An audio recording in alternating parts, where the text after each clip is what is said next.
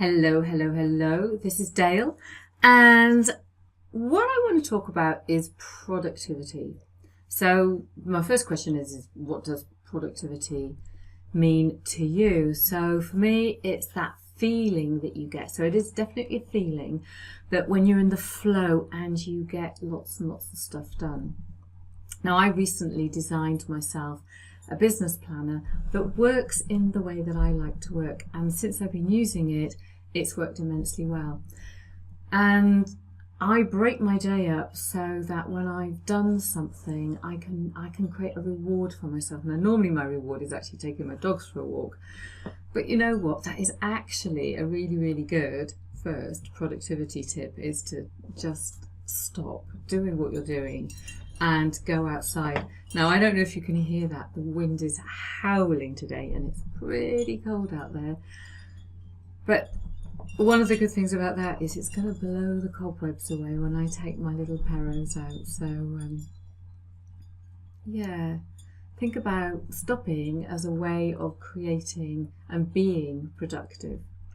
Now, when it comes to writing, often people put things off with this, one day I'm going to write a book, or they start off being immensely enthusiastic. I know I'm like this with NaNoWriMo, and I write masses, and then something just gets in the way, and it just becomes overwhelming.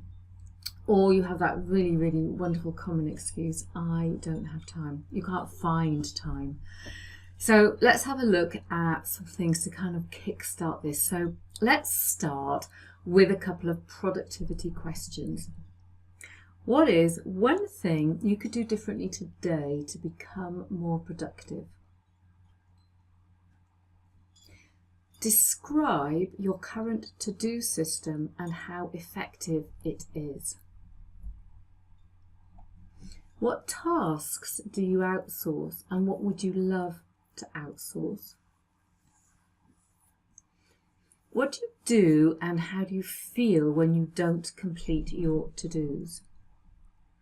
And then what areas of your life get in the way of your productivity? So things that need more attention, things that are draining your energy, maybe by lack of sleep, you have some health issues, etc., etc. Just think about the things that you currently believe are standing in your way.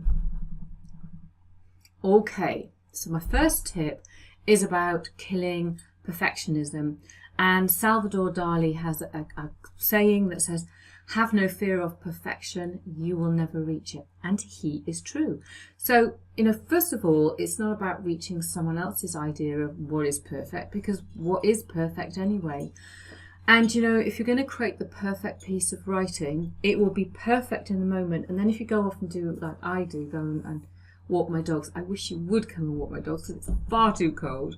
When you go off and reflect, because you've written something, what often happens is something else would come up. So your perfect piece of writing actually becomes a work in progress. And so I think perfection is a constant work in progress. And it is always better done than perfect.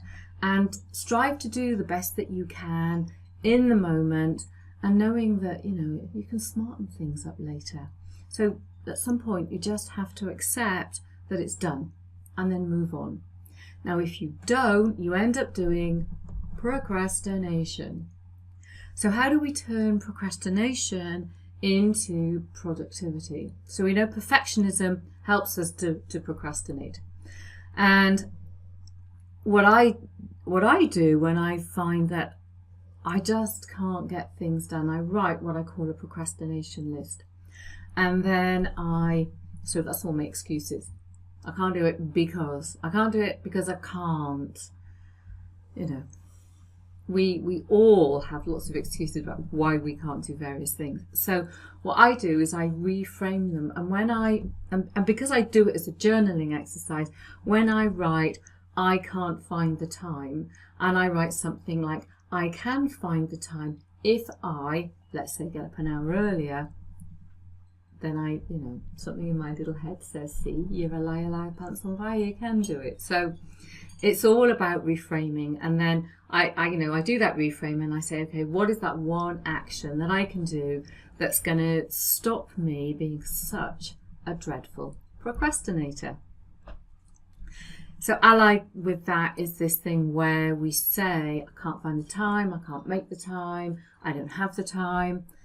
And really that is, for me, is you need to get rid of something. You need to really think about, how much do I want to write a book or do something else? There might be something else in your life that you really would like to do, and you put those things in the way, those self-limiting beliefs, those I can'ts.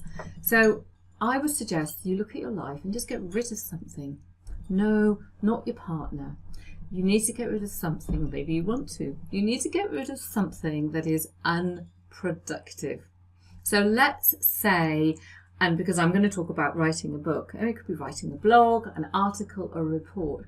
So I look at, where do I waste time? Now, actually, sometimes wasting time is good. It's good for the soul. But if I'm going to commit to this, I have to set some very, very clear boundaries.